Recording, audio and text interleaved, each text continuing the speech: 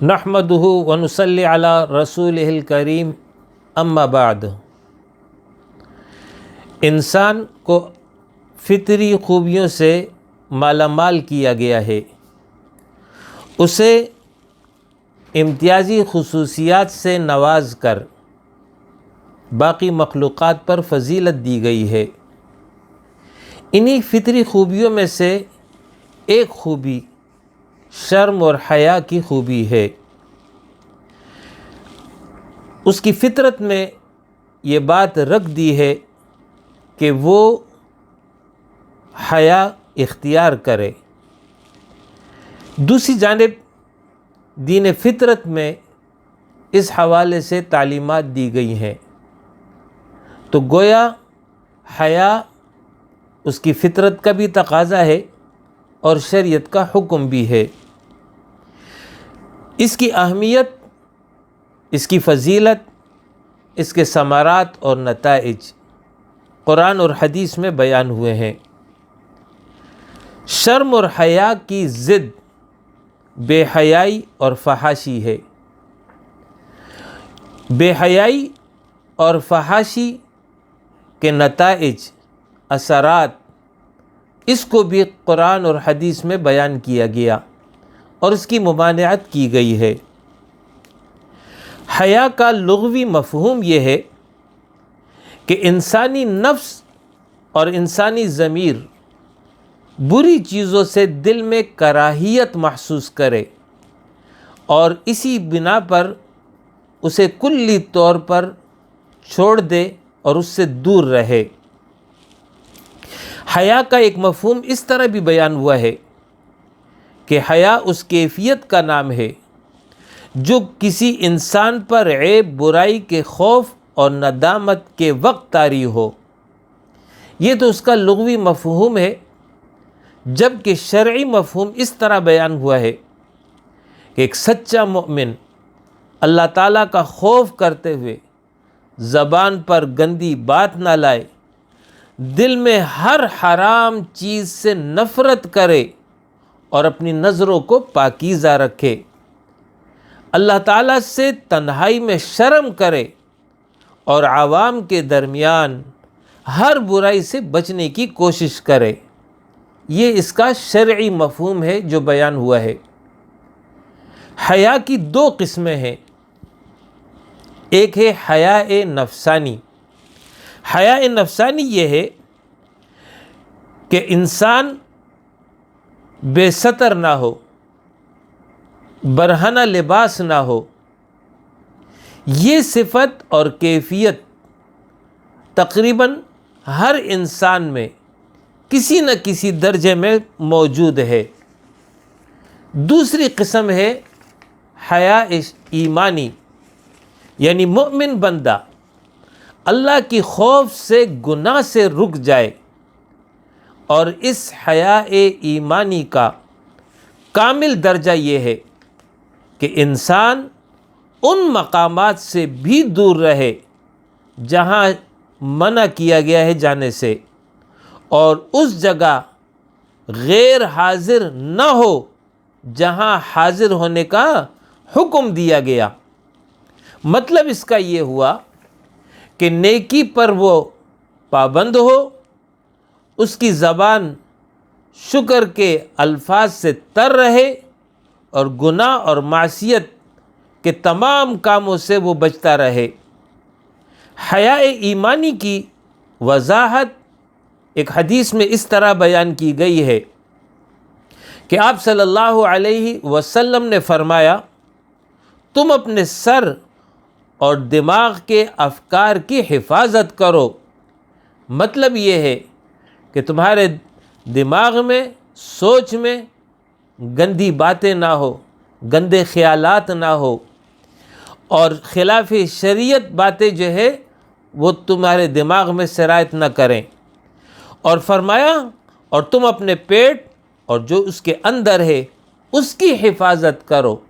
مطلب یہ کہ حرام لقمہ پیٹ میں نہ جائے، موت اور ہڈیوں کے گل سڑ جانے کو یاد کرو، اور جسے آخرت کی چاہت ہو وہ دنیا کی زینت ترک کرے پس جس انسان نے اس طرح کیا اس نے حقیقت میں اللہ تعالیٰ سے حیا کی جیسے اس سے حیا کرنے کا حق ہے۔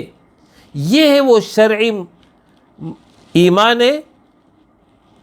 حیا ایمانی جو بیان ہوا ہے کہ اس طرح انسان اگر عمل کرے گا تو یہ شریعت میں مطلوب حیا ہے۔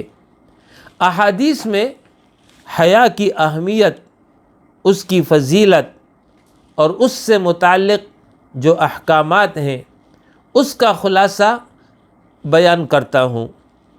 آپ صلی اللہ علیہ وسلم نے فرمایا ایمان کی 70 سے زیادہ شاخیں ہیں، یا دوسری روایت میں اس طرح الفاظ ہیں کہ 60 سے زیادہ شاخیں ہیں، جس میں سب سے افضل شاخ لا الہ الا اللہ کہنا ہے، یعنی زبان سے اقرار توحید ہے، اور سب سے کم شاخ اور چھوٹی شاخ راستے سے کسی تکلیف دہ چیز کو ہٹانا ہے، اور حیا بھی ایمان کی ایک شاخ ہے۔ اس حدیث میں نبی اکرم صلی اللہ علیہ وسلم نے ایمان کامل کی تشبیہ درخت سے دی ہے۔ جس طرح درخت مرکب ہے جڑ، تنا، شاخ، پھل، پھول وغیرہ وغیرہ سے، ان سب پر مشتمل جو ہے وہ درخت ہوتا ہے۔ تو جڑ جو ہے اصل ہے جس پر تنا قائم ہے اور اس سے شاخیں نکلی ہیں۔ اسی طرح تصدیق بالقلب یہ گویا کہ اصل ایمان ہے، جڑ ہے، اور پھر اس کے بعد اعمال جو صادر ہوتے ہیں یہ سب اس کی شاخیں ہیں۔ تو یہاں پر تشبیہ دی درخت سے ایمان کی کہ جس طرح درخت جو ہے وہ مرکب ہے اجزاء کثیرہ سے، اسی طرح ایمان بھی مرکب ہے عقیدہ اور اعمال کثیرہ سے۔ پھر اعمال میں سب سے اہم عمل یہ بتایا کہ وہ توحید کا اقرار ہے، لا الہ الا اللہ، یعنی توحید کا اقرار کرنا، جبکہ ادنا کم تر لوگوں کے اعتبار سے کہ لوگ اس کو حقیر کام سمجھتے ہیں، معمولی کام سمجھتے ہیں، راستے سے تکلیف دہ چیز کو ہٹانا، اس کو بھی رسول اللہ صلی اللہ علیہ وسلم نے ایمان کا حصہ قرار دیا، اور پھر فرمایا کہ والحیاء شعبۃ من الایمان، کہ حیا ایمان کا اہم شعبہ ہے۔ یعنی حیا کی موجودگی میں انسان بہت سارے اعمال صالحہ کرتا ہے اور بہت سارے گناہوں سے محفوظ رہتا ہے۔ دوسری حدیث، بلا شبہ ہر دین کی کوئی اخلاقی خصوصیت ہوتی ہے، اور اسلام کی اخلاقی خصوصیت شرم و حیا ہے۔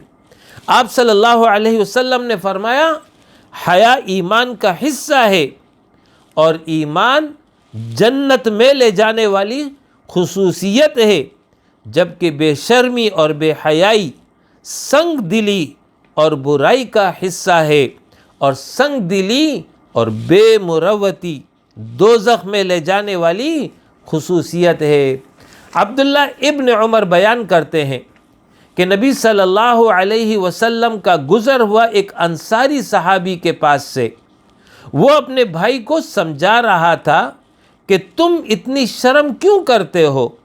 اس پر رسول اللہ صلی اللہ علیہ وسلم نے فرمایا اپنے بھائی کو چھوڑ دو، یعنی شرم اور حیا کا پاس کرتے رہو۔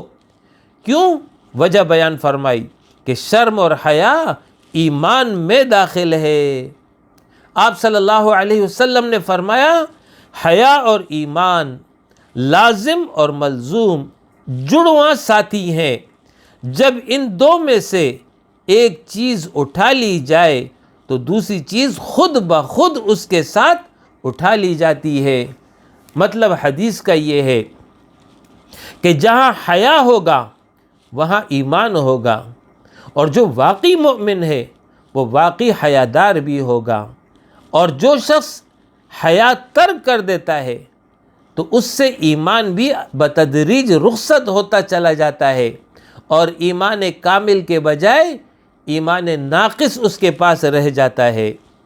آپ صلی اللہ علیہ وسلم نے فرمایا حیا سب خیر ہی خیر ہے، یعنی اس کے نتیجے میں انسان سے خیر صادر ہوتا ہے، وہ بھلائی کا مرکز ہوتا ہے، وہ نیکیاں جو ہے اس سے صادر ہو رہی ہوتی ہیں۔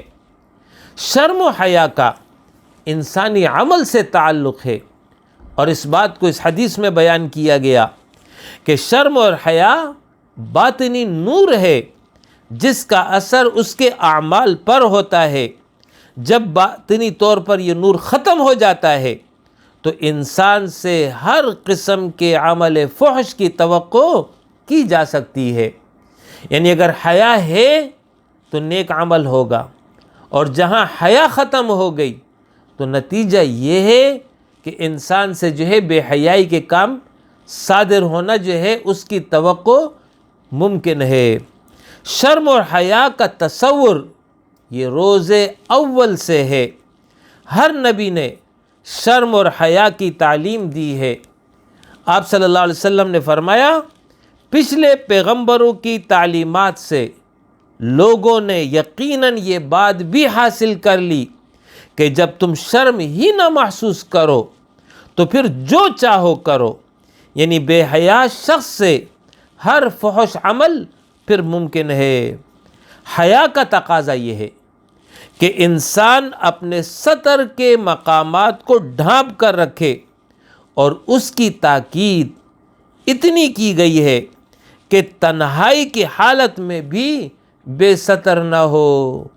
فرمایا فرشتوں سے بھی حیا کرو، ننگے رہنے سے بچو، اس لیے کہ تمہارے ساتھ فرشتے ہوتے ہیں جو تم سے جدا نہیں ہوتے سوائے قضاء حاجت کے اور بیویوں کے پاس جاتے وقت۔ یہ دو اوقات ہیں کہ اس وقت فرشتے تم سے جدا ہو جاتے ہیں، اس کے علاوہ ہر وقت فرشتے تمہارے ساتھ رہتے ہیں، لہٰذا ان فرشتوں سے حیا کرو اور بے ستر نہ رہو۔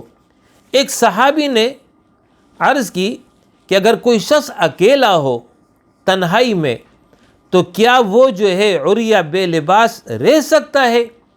آپ صلی اللہ علیہ وسلم نے فرمایا اللہ تعالیٰ لوگوں سے زیادہ اس بات کا حقدار ہے کہ اس سے شرم اور حیا کی جائے۔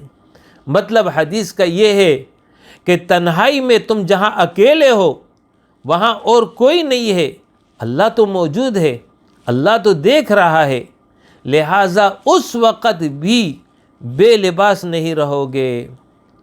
حیا قیمتی صفت ہے، اور اس بات کو اللہ رب العالمین نے قرآن مجید میں حضرت شعیب علیہ السلام کی بیٹی کا جب ذکر کیا ہے اس صفت کو وہاں پر نمایاں کیا گیا ہے۔ حضرت موسیٰ علیہ السلام کو لینے کے لیے حضرت شعیب علیہ السلام کی صاحبزادی آتی ہیں، اس کا ذکر قرآن کر رہا ہے فَجَاءَتْهُ إِحْدَاهُمَا تَمْشِي عَلَى اسْتِحْيَاءٍ، پھر موسیٰ علیہ السلام کے پاس ان دو لڑکیوں میں سے ایک لڑکی شرماتی ہوئی آئی۔ یعنی یہ اتنی اہم صفت ہے کہ جس کو قرآن نے جو ہے بیان کیا ہے۔ نبی اکرم صلی اللہ علیہ وسلم کے حوالے سے حضرت ابو سعید خدری رضی اللہ عنہ بیان کرتے ہیں کہ رسول اللہ صلی اللہ علیہ وسلم کنواری لڑکی سے بھی زیادہ حیادار تھے۔ جب آپ صلی اللہ علیہ وسلم کو کوئی بات ناپسند گزرتی تو ہم اس ناپسندیدگی کے آثار آپ صلی اللہ علیہ وسلم کے چہرے مبارک سے پہچان جاتے تھے۔ یہ وہ حیا تھی کہ وہ ناگوار بات کا اظہار بھی زبان سے نہ فرماتے۔ حضرت عائشہ صدیقہ رضی اللہ عنہا سے رسول اللہ صلی اللہ علیہ وسلم کے اخلاق کے بارے میں سوال کیا گیا تو آپ نے فرمایا کہ رسول اللہ صلی اللہ علیہ وسلم نہ تو بد کلامی کرتے تھے، نہ کسی کو برا بھلا کہتے تھے، نہ بازاروں میں شور و شغب اور ہنگامہ کرتے تھے، نہ برائی کا بدلہ برائی سے لیتے تھے، بلکہ لوگوں کو معاف کر دیتے تھے۔ تو اس حدیث میں آپ صلی اللہ علیہ وسلم کی صفت یہ بیان ہوئی کہ بد کلامی نہیں کرتے تھے، فحش کلام نہیں کرتے تھے۔ یہ صفت پیغمبر کی ہے، یہ صفت انبیاء کی ہے، یہ صفت صلحاء کی ہے، اور اسی صفت کو اختیار کرنے کا اہل ایمان کو حکم دیا گیا ہے۔ اس کی ضد بے حیائی اور فحاشی ہے۔ فحاشی کی تعریف وہ یہ ہے کہ قول اور عمل کی بڑی بڑی قبیح چیزیں، اس کو فحاشی کہتے ہیں، جیسے برے کام، بے حیائی، بدکاری، زنا، لواطت، عریانی وغیرہ وغیرہ، جبکہ اس کی شرعی تعریف یہ ہے کہ قول اور عمل کی تمام برائیاں، اس کو جو ہے فحاشی کہتے ہیں۔ اس میں گالی گلوچ، بد زبانی، بد کلامی، جنسی گفتگو، جنسی شاعری، جنسی افسانے، جنسی فلمیں، اسی طریقے سے بے لباسی، بے حیائی، زنا، لواطت وغیرہ وغیرہ، ان سب کو یہ لفظ شرعی تعریف میں شامل ہے۔ انسان فحاشی کب کرتا ہے؟ اس کا سبب کیا ہے؟ فحاشی کا سبب وہ یہ کہ جب انسان نفس پرست بن جاتا ہے، اپنے نفس کی غلامی اختیار کر لیتا ہے، خواہشات نفس کا اسیر ہو جاتا ہے، جب دل و زبان کو، اپنے جسم اور اپنی شرمگاہ کو گندے الفاظ اور گندے کاموں اور گندے رویوں کے حوالے کر دیتا ہے، تو پھر اس کے نتیجے میں فحاشی کا صدور انسان سے ہوتا ہے۔ فحاشی ہر چیز کو بالکل عیبدار بنا دیتی ہے، جبکہ حیا یعنی شرم چیز کو خوبصورت بنا دیتی ہے۔ یہ آپ صلی اللہ علیہ وسلم کا فرمان ہے۔ جہاں قرآن میں تعلیم دی گئی ہے، احادیث میں تعلیم دی گئی ہے حیا کو اختیار کرنے کی، وہاں پر بے حیائی اور فحاشی سے دور رہنے کا بھی حکم دیا گیا۔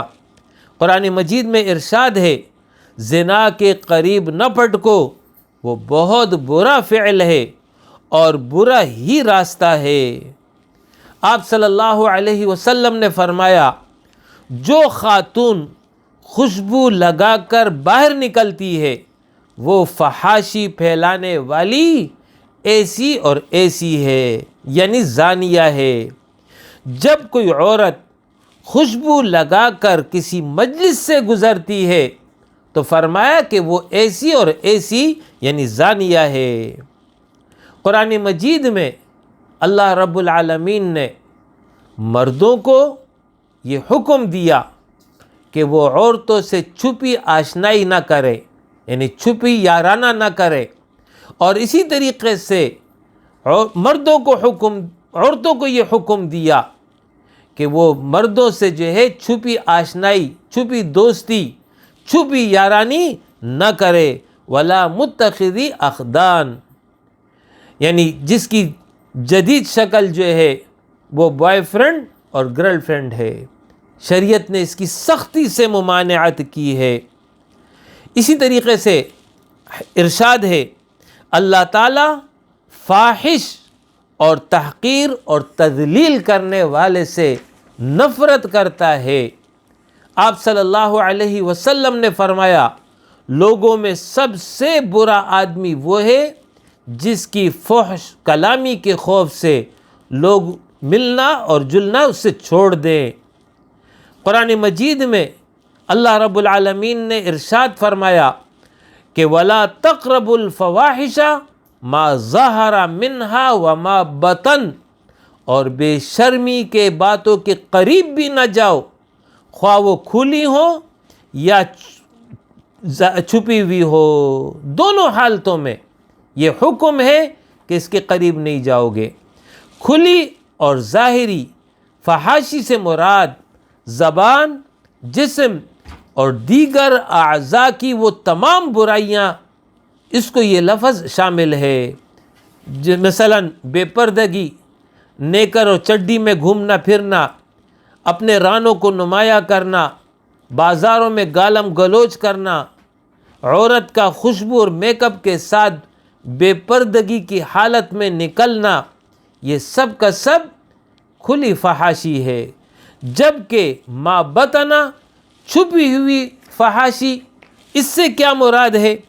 تو باطنی فحاشی سے مراد یہ ہے کہ مثلا مرد کا داڑھی اور دیگر ظاہری اسلامی شعائر کا اہتمام کرتے ہوئے چھپ کر بدکاری اختیار کرنا، یا عورت کا حجاب اور نقاب کا اہتمام کرتے ہوئے جسم فروشی کرنا، ان دونوں کی ممانعت قرآن نے کی ہے کہ ظاہری فحاشی سے بھی دور رہو گے اور باطنی فحاشی سے بھی دور رہو گے۔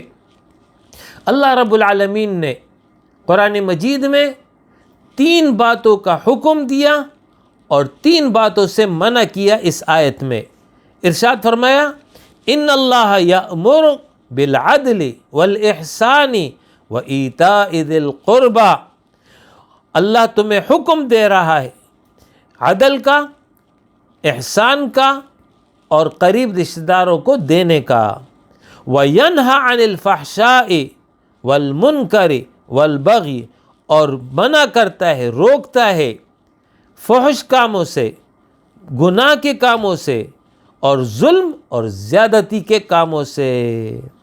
تو زنا اور لواطت، گندی گالیاں، اسی طریقے سے عریانی، بے حیائی، بے شرمی کی یہ تمام اقسام، ان سب کو یہ لفظ شامل ہے کہ ینہی عن الفحشاء، یہ سب فحش کام ہیں، ان کاموں سے اجتناب کرو گے۔ یہ تو اللہ کا حکم تھا۔ جبکہ شیطان لعین جو انسان کا ازلی دشمن ہے، وہ 3 احکام انسانوں کو دیتا ہے۔ اس کا قرآن نے ذکر کیا کہ انما یأمرکم بالسوء والفحشاء وان تقولوا علی اللہ ما لا تعلمون، کہ یہ شیطان تمہیں بدی، فحش کا حکم دیتا ہے اور یہ سکھاتا ہے کہ تم اللہ کے نام پر وہ باتیں کہو جس کے متعلق تمہیں علم نہیں کہ وہ اللہ نے فرمائی ہے۔ تو شیطان کے حوالے سے ذکر آ گیا کہ وہ جو ہے فحش کام کا حکم کرتا ہے۔ فحش کاموں سے اجتناب، یہ مومن کی صفت قرآن نے بیان کی ہے۔ الذین یجتنبون کبائر الاثم والفواحش، کہ مومن بندے وہ ہیں جو اجتناب کرتے ہیں، دور رہتے ہیں بڑے گناہوں سے اور بے حیائی کے کاموں سے۔ اسی طریقے سے قرآن مجید میں اہل ایمان کو یہ حکم دیا کہ یا ایہا الذین آمنوا لا تتبعوا خطوات الشیطان، اے مومنو شیطان کے نقش قدم کی پیروی نہ کرو، ومن یتبع خطوات الشیطان، اور جو کوئی پیروی کرے گا شیطان کے نقش قدم کی، فإنہ یأمر بالفحشاء والمنکر، تو یقیناً وہ حکم کرتا ہے بے حیائی اور گناہ کے کاموں کا۔ لہٰذا تعلیم دی گئی ہے کہ شیطان کے باتوں میں نہیں آؤ گے، شیطان کے وسوسوں میں نہیں آؤ گے، شیطانی خواہشات کی پیروی نہیں کرو گے۔ یہ وہ تعلیم ہے جو اللہ رب العالمین نے قرآن میں دی ہے۔ اب ایک انسان کس طریقے سے اپنے آپ کو فحش کاموں سے بچا کر کے رکھے، وہ نیکی کا خوگر ہو اور بے حیائی کے کاموں سے اجتناب کرتا ہو، اس کے لیے قرآن نے نسخہ دیا ہے، وہ ہے نماز کی پابندی۔ کس طرح؟ ارشاد فرمایا ان الصلاۃ تنہا عن الفحشاء والمنکر ولذکر اللہ اکبر، کہ یقیناً نماز روکتی ہے بے حیائی اور گناہ کے کاموں سے، اور البتہ اللہ کا ذکر بڑی چیز ہے۔ تو یہاں پر واضح کر دیا گیا کہ ذکر ہو یعنی یاد دہانی ہو، نماز کو پوری طریقے سے شعوری طور پہ وہ ادا کر رہا ہو، تب کہیں جا کر کے نماز اپنا اثر دکھلاتی ہے اور انسان کو اور اس نمازی کو بے حیائی کے کاموں سے محفوظ رکھتی ہے۔ اب اگر کوئی شخص بے حیائی کا مرتکب ہو گیا ہے، اس کا کفارہ کیا ہے؟ تو اس کا کفارہ قرآن نے یہ بتایا کہ استغفار کرو گے۔ والذین اذا فعلوا فاحشة او ظلموا انفسهم ذکروا اللہ فاستغفروا لذنوبهم ومن يغفر الذنوب الا اللہ ولم يصروا على ما فعلوا وهم يعلمون۔ جو والذین اذا فعلوا، اور وہ جو فعلوا فاحشة بے حیائی کا کام کر لیں، او ظلموا انفسہم یا اپنی جانوں پر ظلم کر بیٹھیں، اللہ کو یاد کرتے ہیں، پس اس سے بخشش طلب کرتے اپنے گناہوں کی، اور اللہ کے ماں سوا اور کون ہے گناہوں کو معاف کرنے والا۔ اور آخر میں فرمایا کہ وَلَمْ يُصِرُّ، ان کی شان صفت یہ ہے کہ یہ دانستہ اپنے کیے پر اصرار نہیں کرتے، یعنی جانتے بوجھتے جو ہے غلط کام نہیں کرتے۔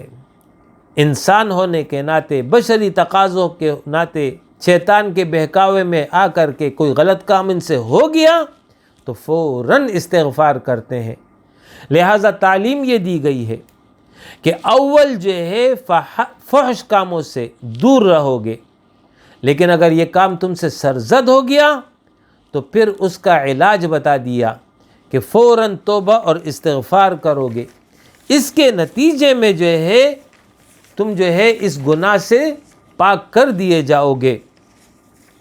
فحاشی اور عریانی چونکہ انسان کو عیبدار بنا دیتی ہے اور اس سے جو ہے غلط کام کے صدور ممکن ہو جاتے ہیں، لہٰذا سد ذریعہ یعنی تمام وہ ذرائع جس کی وجہ سے انسان اس غلط کام کی طرف جا سکتا ہے، اللہ اور اس کے رسول نے ان تمام پر جو ہے پابندی لگائی ہے۔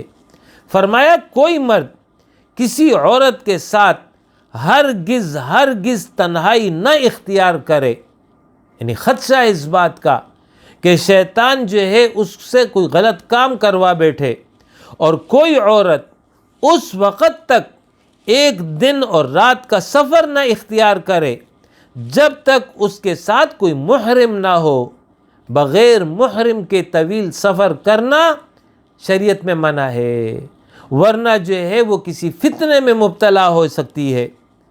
اسی طریقے سے یہ بات سمجھ لیجئے کہ اللہ تعالیٰ نے مردوں کے لیے عورت کو ایک فتنہ اور آزمائش بنایا ہے، لہٰذا اسے صرف ضروری کام ہی کے لیے ساتر لباس کے ساتھ باہر نکلنا چاہیے تاکہ وہ کسی فتنے کا سبب نہ ہو۔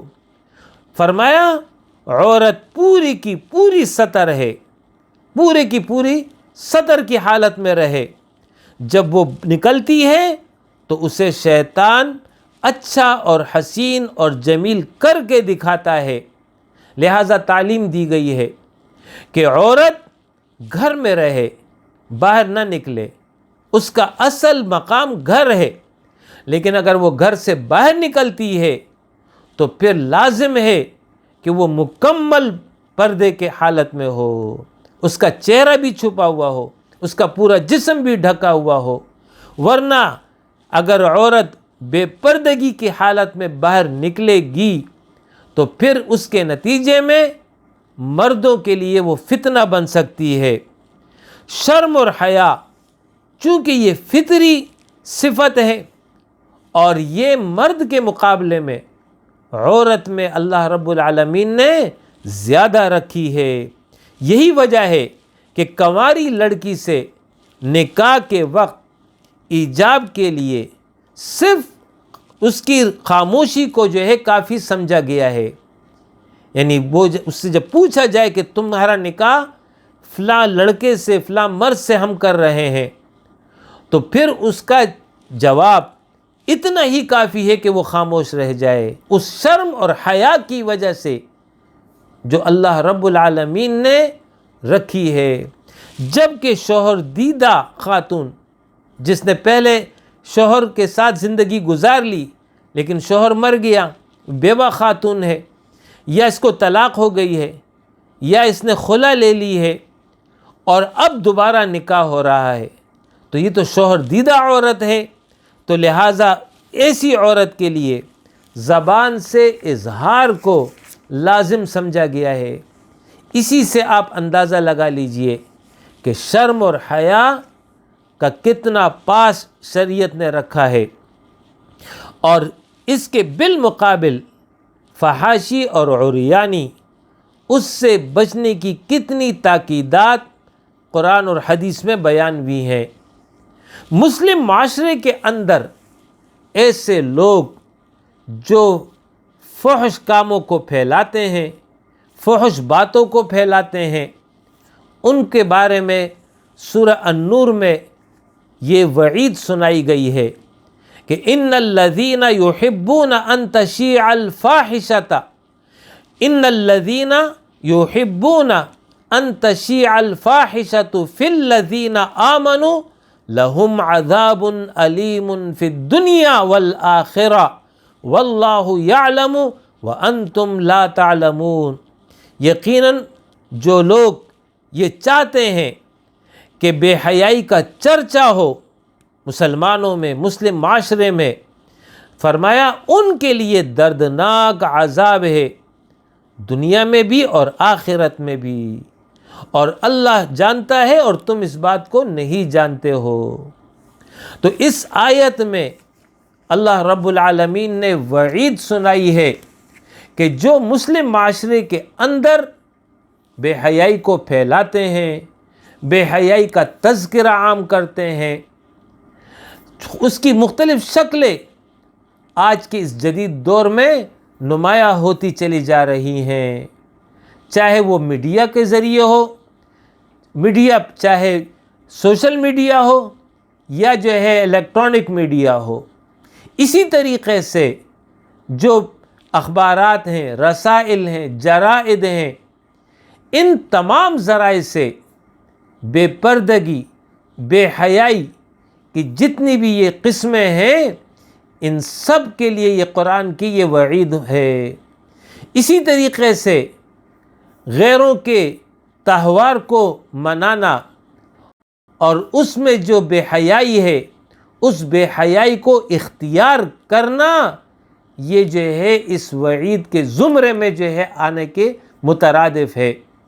لہٰذا مومن اور مومنہ اس کے لیے لازم ہے کہ وہ حیا کی صفت کو اختیار کیے رکھے، اپنے سطر کو ڈھانپ کر کے۔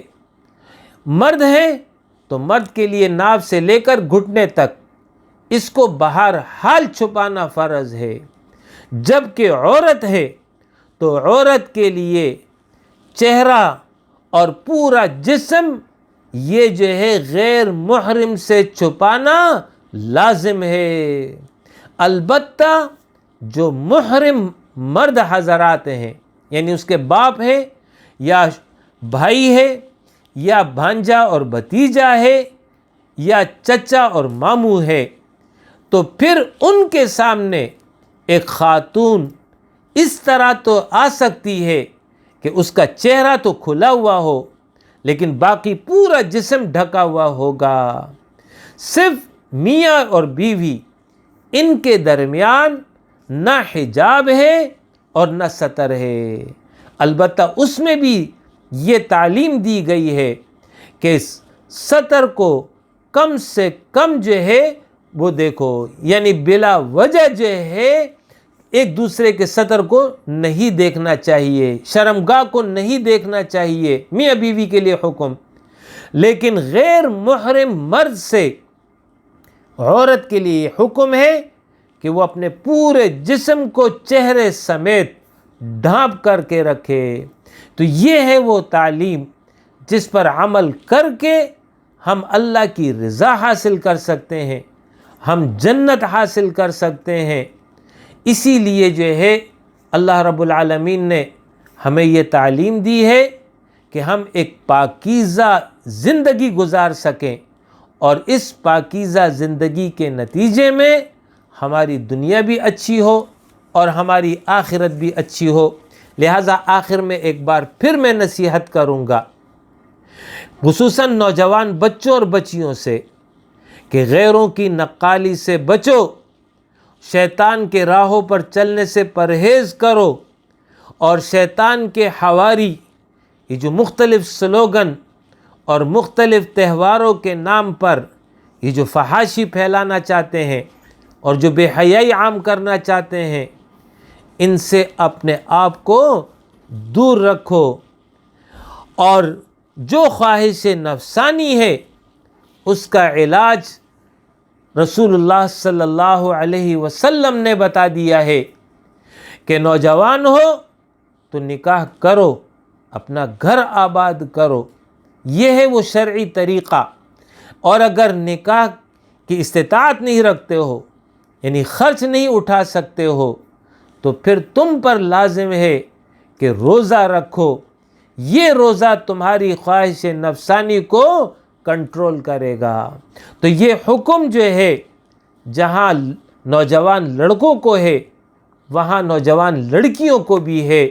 دونوں جو ہے اپنی عفت اور پاک دامنی کی حفاظت کریں، اپنی عصمت کی حفاظت کریں، اسی کے نتیجے میں وہ خیر اور بھلائی سمیٹ سکیں گے۔ اقول قولی ھذا واستغفر اللہ لی ولکم ولسائر المؤمنین وآخر دعوانا ان الحمد للہ رب العالمین۔